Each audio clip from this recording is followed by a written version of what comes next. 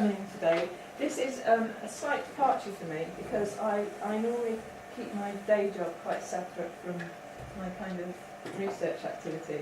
So this is, I think, the first time in 3 years I've actually given a talk which is actually based on something that I'm researching.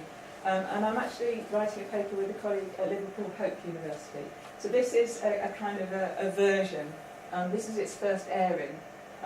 I'm looking around the room, I know a few of you, I don't know most of you. I have no idea whether what I'm going to talk on today is what you expect to hear or what you want to hear.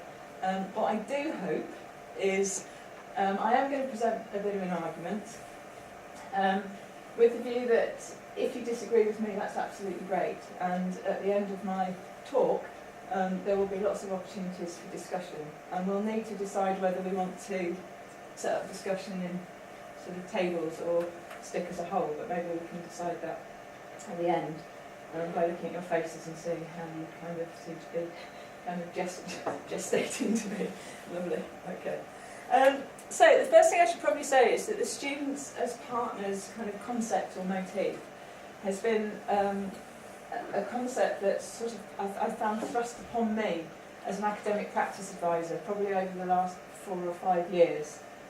It's become very fashionable amongst those who are trying to enhance quality in the higher education sector to promote this idea of students as partners. So for a short period of time, kind of after publication of the last government white paper, it felt as if just every other email coming into my inbox or from those kind of professional lists was on students as partners and how do we encourage students to be partners. So I'm aware not all of you have that kind of level of exposure, but it's an idea that has continually kind of caused me problems. So that's why I initially took an interest in it. That isn't to say, of course, I don't think students should have voice, that we should listen to them, that we should get feedback from them, all those sorts of things. But I think at a certain point, kind of conveying quite strongly the concept of students as partners has, well, it raises more questions maybe than it answers. So that's what I want to have a look at today. And the way I want to do that is first just to have a look at some, I mean I can only kind of pick snippets out here, just to have a look at a policy angle on the students as partners kind of conception as it were. Then to have a quick look at the evidence base and claims made for there being evidence as to why we should in higher education engage our students in partnership roles. And then I want to just raise some of the problems that I feel I've had with the concept. And then I want to kind of switch then to having a look at issues around authority. I'm taking here the idea that authority is kind of a different sort of relationship than a partnership relationship. So what I've done is I've had a look at some of the literature on authority, and I want to then have a look at how authority might actually play out in the classroom. And then at the end I'll give you a summary of my argument, which I hope will give some sort of raise to debate. And I should just say that one of the reasons why I've kind of gone for that authority in the higher education classroom kind of thinking is that quite often when I work with, particularly with PGTAs, of which there are some in this room, they quite often raise this as an issue. So they will quite often say to me that they're struggling with the issue of authority in the classroom, or that they've been told they should assume more authority in the classroom. So it might be that a more experienced lecturer comes and observes their teaching and then raises the issue for them. So I suppose some of what I want to do is kind of have a look at how authority might work out in the classroom, with the idea that I don't think the idea of students as partners is particularly helpful in that context.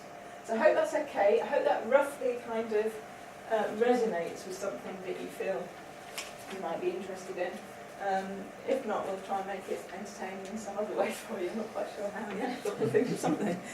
Okay, so I'm going to start with the policy angle.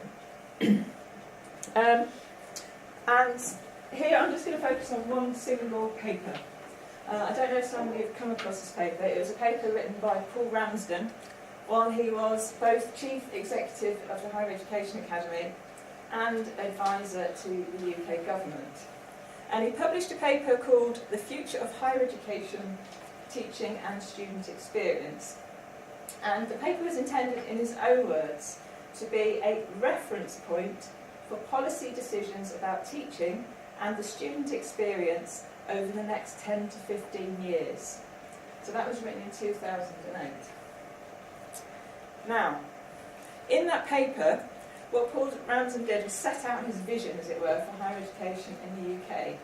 And he set out or encapsulated that vision as an engaged partnership between students and providers. He then went on to kind of explain what that meant.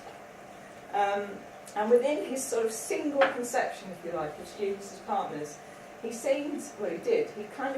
tackled numerous impending challenges that he thought were facing the higher education system in the face of global competition. So most strikingly, the partnership motif simultaneously, this is quite a clever move I think, countered one of the most negative potentials of marketisation, as he saw it, and that's the notion of students as passive consumers in education. So by setting up students as partners, it's a clear indication to them that they're not passive consumers. So he kind of encapsulated it as both achieving that, but at the same time, he termed one of the most special features of the UK brand is that the UK brand, as it were, in terms of a marketable product, celebrates the intimacy of pedagogic relationships. So he's saying that the strength of the UK system is that we have strong pedagogical relationships, so we can both use that as a brand, whilst at the same time offsetting the negative effects of consumerism, which I actually think is quite clever as a rhetorical device. Whether it has any bearing to the real world or not remains to be seen.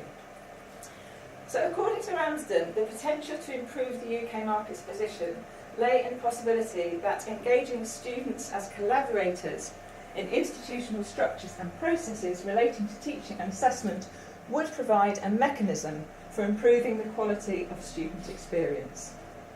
So this is all about raising quality in higher education. And again, very cleverly, he supported his case by appealing both to the future and to the past. So in terms of the future, he argued that this kind of branding of student partnership is a way of kind of helping us to deal with future markets and how we place ourselves in a globalised market, but at the same time how it stretches back to the past. So here he made reference to the Humboldtian model of higher education, and I don't know if any of you are kind of aware of that, but Humboldt is accredited with the kind of the creation, if you like, of the research-led university. He was a German who saw universities as places where students and staff collaboratively engaged in intellectual or practical problems together. So very cleverly, just to summarise, from Ramsden's political or policy perspective, students as partners both offsets the negative potential of marketisation of higher education, while at the same time strengthening the UK brand, and it also raises the quality of student experience, and it retains continuity between past and future. So this single term does an awful lot. And I suppose what we're kind of seeing now, to some extent, is the playing out of how that kind of term is being used. One of the things that he does, I realise I'm moving around too much, okay. One of the things that he does, so moving on to a quick look at the evidence base here, is he claims that there is abundant evidence that the most effective higher education environments are ones in which students are diligently involved as part of a community of learners. As part of this engagement, they work together with academics to enhance teaching, assure quality and maintain standards. In these contexts, they understand themselves as active partners with academic staff in a process of continual improvement of the learning experience. So this is an evidence base which he claims to exist. There was a footnote to that statement, which I think had 6 links to various internet sites. I have to say 4 of them are no longer active. So when I went to kind of trace back through that evidence base, I couldn't find them. One of them linked to a university website site which was a student-led website. I think it was called something like the Learning Grid. I think it was at the University of Huddersfield, but I'd have to go back and check that. But basically it's a student-owned site which is designed to help students with their learning. What I found interesting, of course, about that is that isn't really an evidence base. That's just an example of a particular engagement, if you like, of students in aspects of teaching and learning. There is a more recent literature review that was done in 2010, so later than Paul Ramsden's piece. And this literature review was on the topic of student engagement.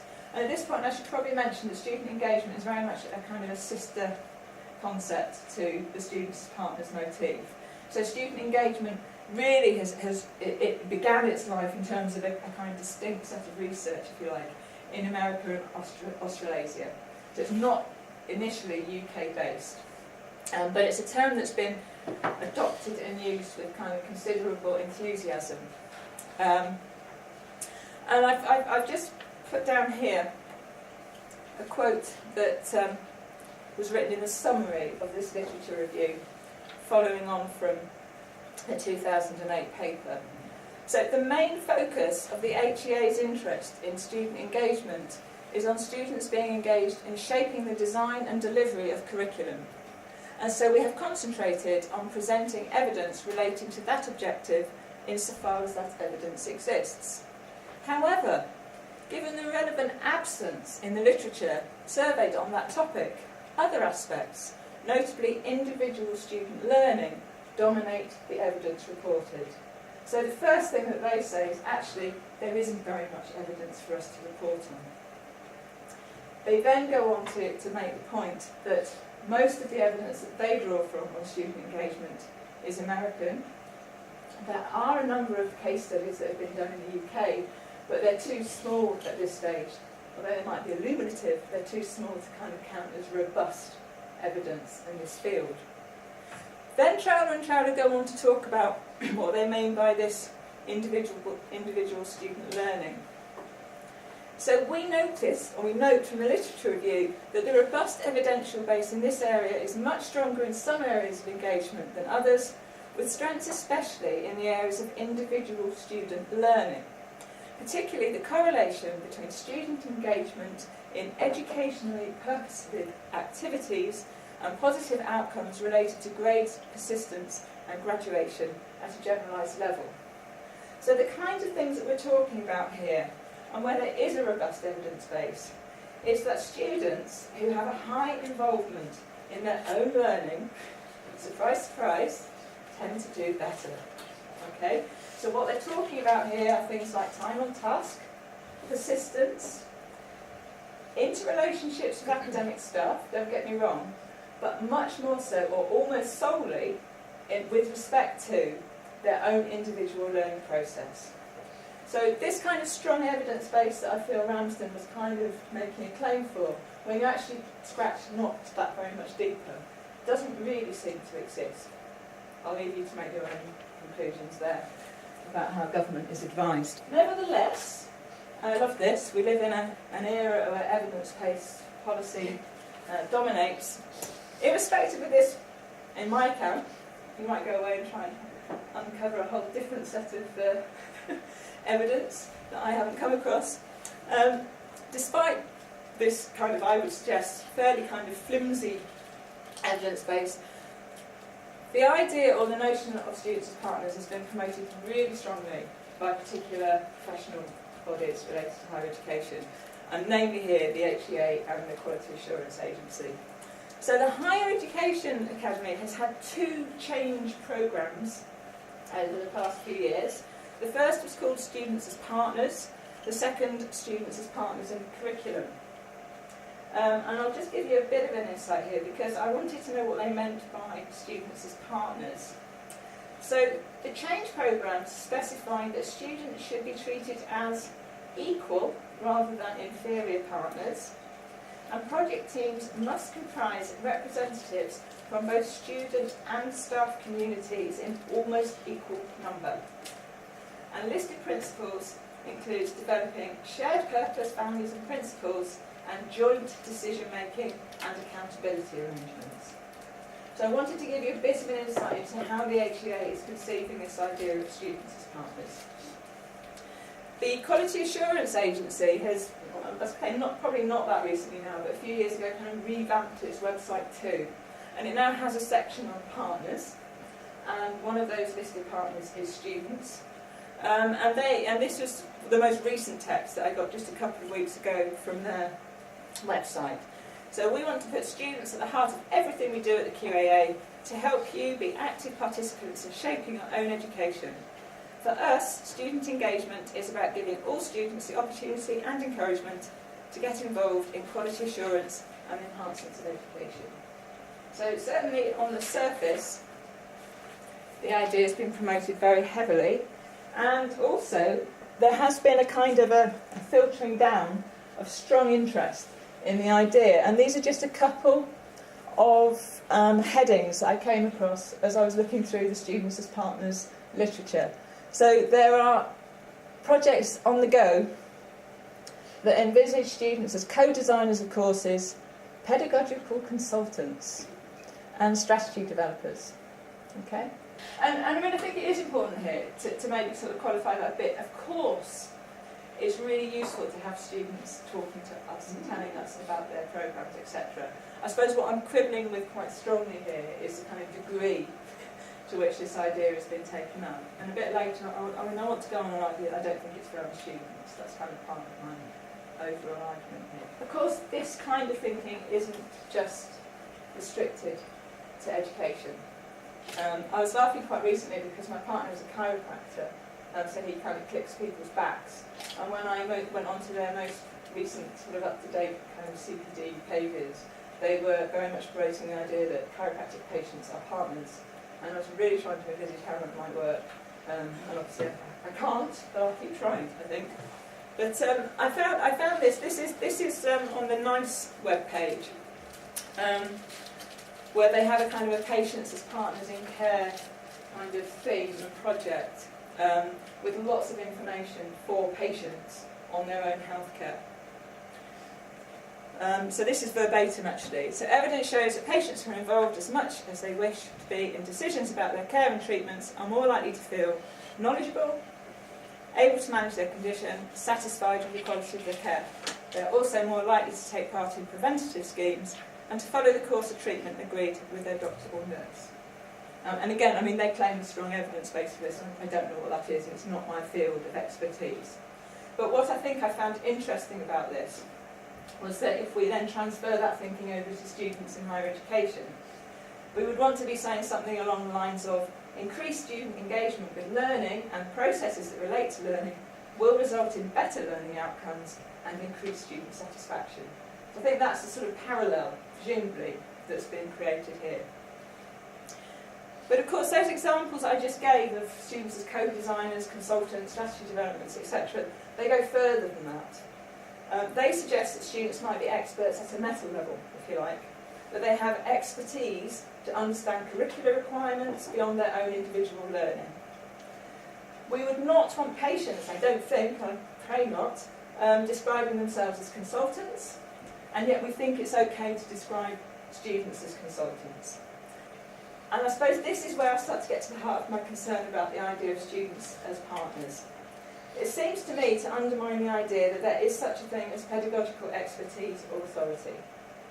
At first sight, it suggests that a novice in a higher education discipline can be expert in curriculum design for that discipline. Perhaps there is some truth in this, to the extent that, in universities, tutors are allowed to teach without any special training beforehand. We certainly wouldn't do that with a dentist or a doctor or a nurse, I don't believe. They often teach prior to or any or very little teacher training. So we do go into a classroom and teach without training. But it should also, I would argue, be remembered that the lecturer set loose on a group of students within a particular discipline has standardly completed an undergraduate degree in that discipline, a higher education degree in that discipline, most likely here a PhD, and also published and researched in that area too. So whilst they might not be expert teachers, we are sending people into classrooms with the notion that they have a degree of expertise in a subject area. And that brings me on a little bit just to make the point that I think sometimes when we talk about teaching and learning, we forget the discipline, we forget the subject. So as we have the professionalisation of teaching and learning, I think sometimes some of the kind of professional bodies that kind of promote teaching and learning are kind of extracting the discipline from the mix, and I think that's quite dangerous. So what I did next is, I thought I'll actually look at a paper that's actually trying to promote this idea of students as co-designers, curriculum designers, etc. And see whether there was something more nuanced within there that kind of helped me to stop being so kind of het up about this. Maybe there's something in there that I'm just blind to. So I picked out an article which very specifically advocates students as co-creators of course design and curriculum-based, co-creators of course design. Okay, so that was the kind of in the title of the article. And this is what I found, and actually I think the point I want to make here is that within that paper I think they're quite confused about this concept. So I'll read you a couple of quotes. So early on in the paper, what they do is they kind of give a theoretical underpinning as to why students should be treated as co-designers of curricula. So drawing on current literature about student engagement and a growing body of student voice research, we contend that academic staff should not only consult students, but also explore ways for students to become full participants in the design of teaching approaches, courses and curricula, and that this contention challenges conventional conceptions of learners as subordinate to the expert tutor faculty in engaging with what is taught and how. Moving away from traditional hierarchical models of expertise, it calls for radical collegiality in which students are agents in the process of transformative learning. I mean, two things that I'd like to pick out at this stage is, I have no idea what they mean by full participants. I think that's quite important, because what are we actually talking about here?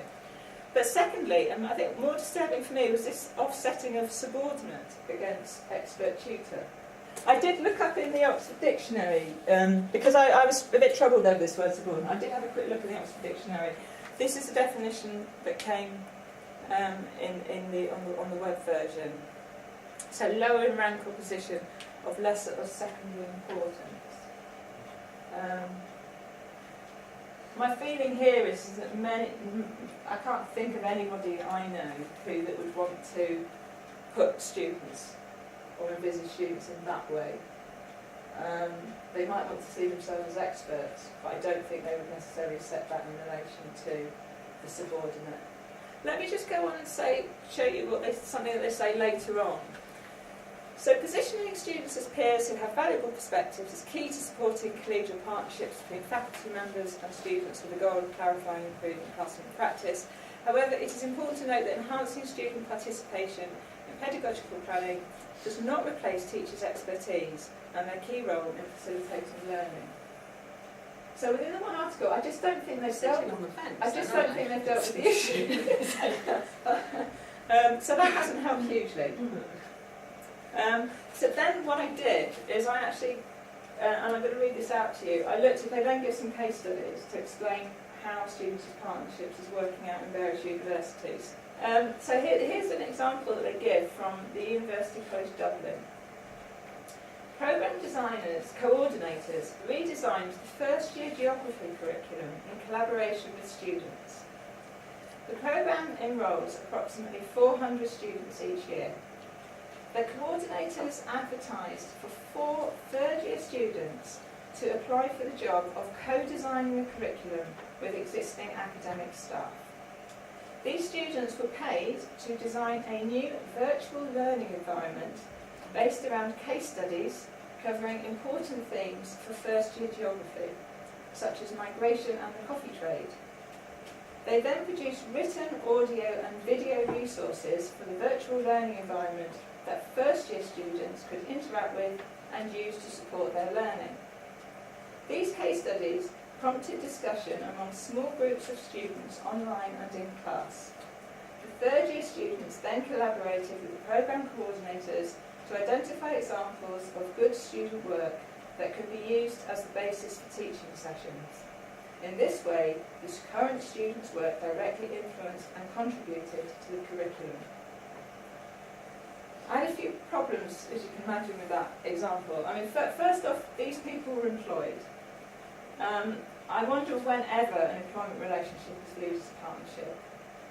I've never expected my employer to treat me as a partner, and they never have.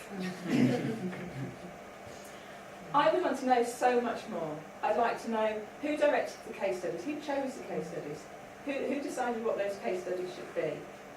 I'd also like to know how useful the resources are. The creation of resources which are used, partially or not partially, with no idea how effective they are. And I'm sure we've all been involved in projects, and maybe projects even that we've coordinated ourselves, where we've created something and actually it's hardly used. So I think I'd want to see an awful lot more to suggest to me that students are co-designers here. And I also put myself in those students' shoes. Third year students, about to leave university, trying to upgrade their CVs for future employment, possibly, trying to get a step ahead. Are they really in a position to kind of step in and engage with staff on an equal partnership role? I would say that the dynamic, the context of that is so loaded that it precludes any kind of simple understanding of what a partnership role might be. My kind of final thought was, how is this different than a rather sophisticated peer-supported or peer-assisted learning project? Peer-assisted learning has been around for a very long time, where third-year students, with guidance and training, support first-year students. So I have to say, I haven't been hugely convinced so far. I am waiting. Maybe there's something that there's some flashbulb moment that I haven't got yet. Having done that, maybe a bit of a critique there, I wanted to move on and look at the idea of authority. And some of my reason, I think, for doing this is because I think picking on this term, it helps to give it a more coloured and a more textured understanding, maybe, of what teacher-student relationships might be. The term authority, for many, does seem to have quite a lot of negative connotations attached to it. In sort of politics, it's usually associated with conservatism rather than liberalism. And in education, it's normally linked to traditionalism in contrast to progressivism. So the kind of some of the more kind of dominant moves, if you like, in education have kind of been quite anti-authoritarian approaches for those reasons. And traditionalist views of education have been out of vogue, I would say, for some time, particularly in higher education, where we're much more likely now to talk about social constructivism and active learning, which perhaps is seen as anti-authoritarian. I'm not sure. Another thing maybe to say about authority before I go too far is it often gets confused with other terms such as violence, power, coercion. But one of the important things that from reading the literature you get is that actually what's important here is to distinguish authority from those terms. A really nice quote from Anna Arendt, who wrote an essay called What is Authority, is, where force is used, authority itself has failed. So some distinctions and some work I think needs to be done just to kind of get into some definitions of authority. And also authority is often contrasted with freedom in people's minds, I think. And we do speak of authoritarian regimes or personalities, and that's kind of associated with the idea of restricting freedom. But nevertheless, what I want to do is to kind of have a look at this idea of authority, and I'd like to have a look at how it might be useful for us in education. So first of all, quite important to kind of definitions of authority is that it does require obedience, as distinct from power. Now, obedience here, basically, if I persuaded you of something by the use of reason, and you could see the reason for that, it wouldn't be authority that's changed your mind, it's reason. So authority has to have connected to it some sense of you're just obedient because you're either taking that person on trust, or it could be that you acknowledge a mutual set of rules, that you realise that you have to obey in some way. So you can't really separate out authority from ideas of obedience, and nor can you say it isn't hierarchical. So there's kind of two quite distinctive ideas. One is the idea that you might be an authority, which I think is what you're referring to. So someone is an authority because, for example, they've studied ancient manuscripts from a small historical period for a lot of years, and so they are an authority in a particular part of history. That's, and I mean, maybe, you know, going around the room, we might all want to say, yes, I'm an authority in such and such, because that's what we've been doing for the last 10 years or whatever, and we have a niche, a specialism. There's also the idea, perhaps, of being in authority, where we do give people, we give license to people to make pronouncements, and actually you do have to obey them. The judge is really probably the obvious example. A judge in a court has been given license to make pronouncements over people's sentences. That judge has been given that authority. They've been commissioned, as it were, to make decisions. But of course, the important thing about being in authority is that it isn't just something that happens in isolation. The judge isn't making those decisions with no grounding apart from the fact that he's standing with a fancy hat on. He's there, or she, I should say, she is there because she has experience and can refer to the law. So there are code external reference points that they would use. And an example that's close to home that I thought of in terms of just my own role is, one of my roles here is plagiarism officer. Now that gives me authority at a certain point to write to a student and to say, you know, we have decided that you have, that your work was a case of moderate or severe or serious plagiarism, etc. But of course that's only with reference to code of practice. So we don't give people authority without external reference points. And those external reference points can either be experience, so you gain in your person, you kind of embody authority, or they can be with reference to some kind of law, experience, qualification, etc., which gives you that license. A definition of authority which I found actually quite useful, and I wanted to just spend a minute on this. Ben is basically arguing that authority is a kind of an inevitable consequence of basically the way we've set up society. So authority is always a function of concrete human situations, however large or complex a situation may be.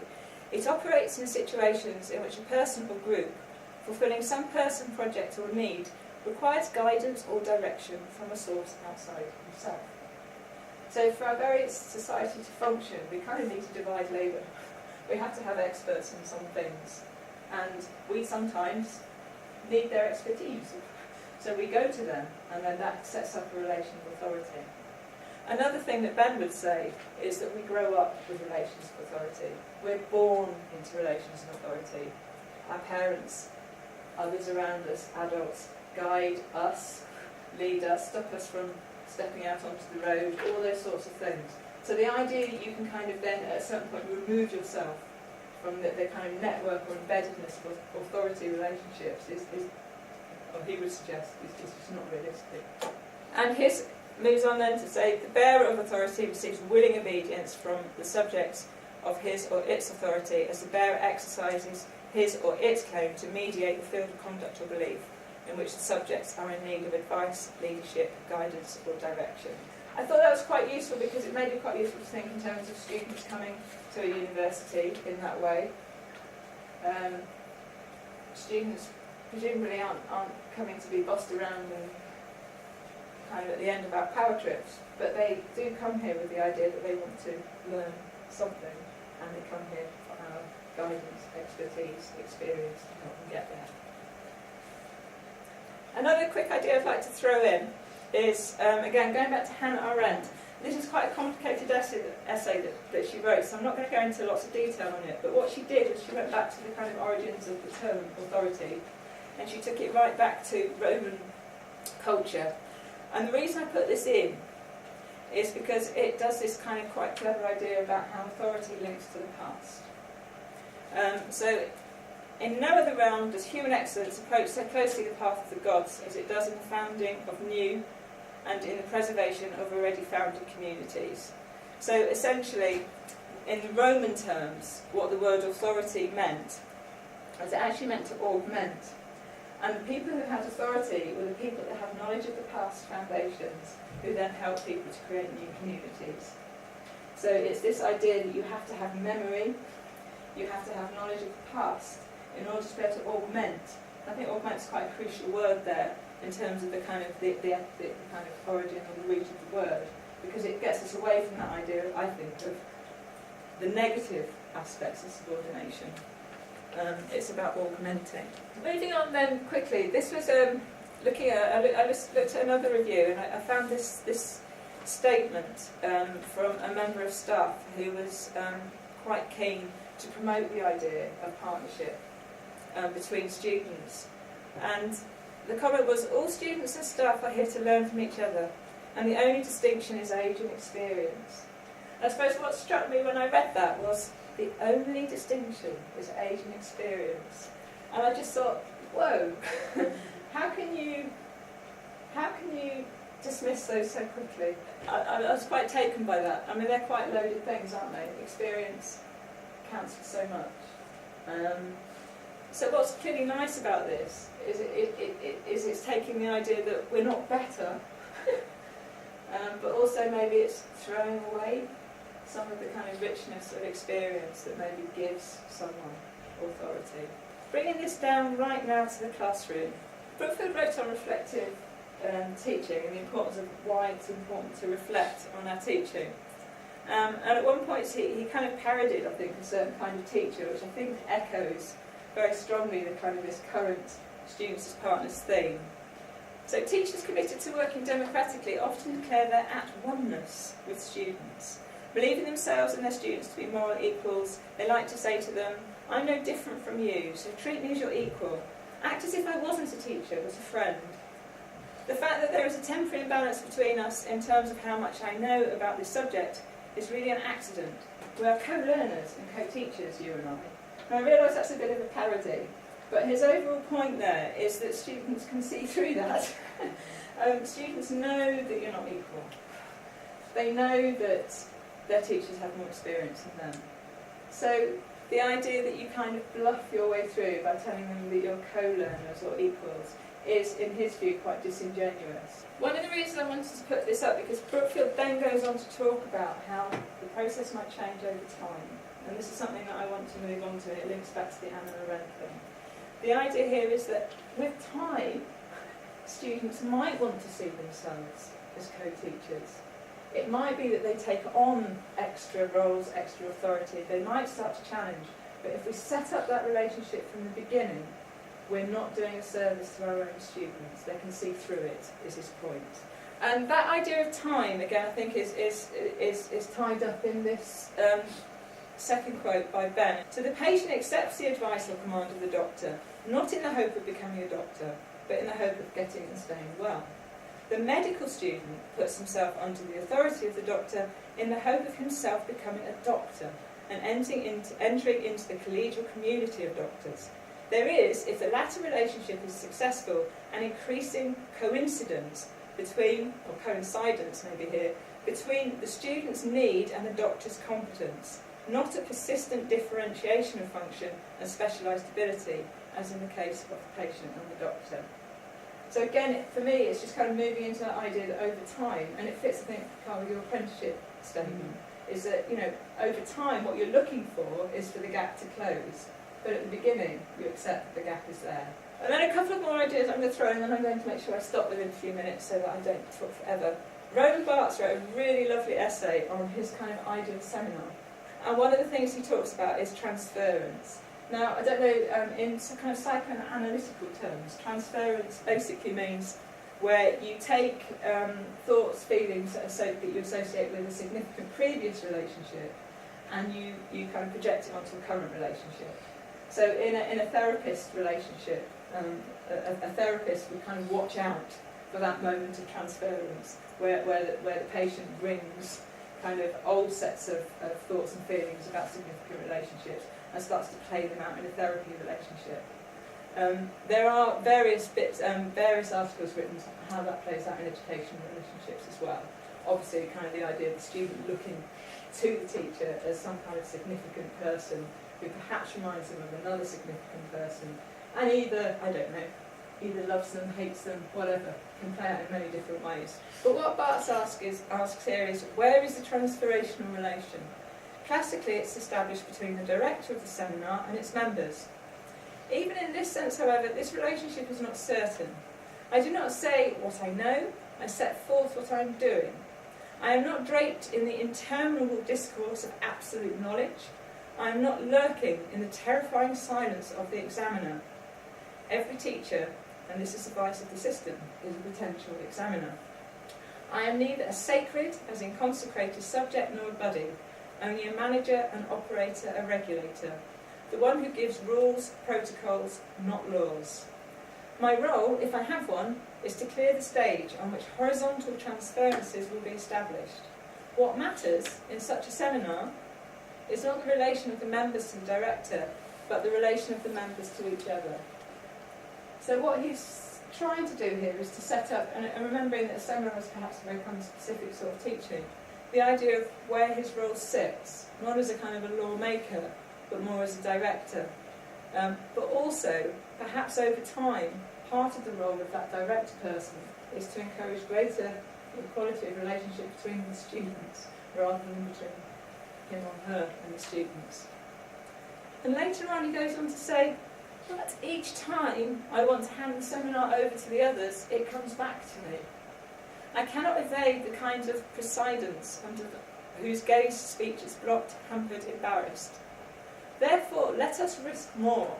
Let us write in the present, let us produce in the other's presence, and sometimes with them, a book in process. Let us show ourselves in the speech act. Now, I know there are probably terms in there that we're not overly familiar with, but I think there's two points he's making here. One is, I can't give away my authority. I might try, but it keeps coming back to me. And I certainly that reflects my experience of teaching. Students look to me, and they don't stop looking at me. And I might do all sorts of things to try to get them not to look at me, but they keep coming back to me. And what he then seems to be moving on to is this idea that, well, let's just exacerbate that then. Let's actually own and embody that role, and let's produce something. Let's produce something together. Let's have a working process. And then you maybe start to move into more of a modelling type role. I don't know, maybe many different ways of looking at that.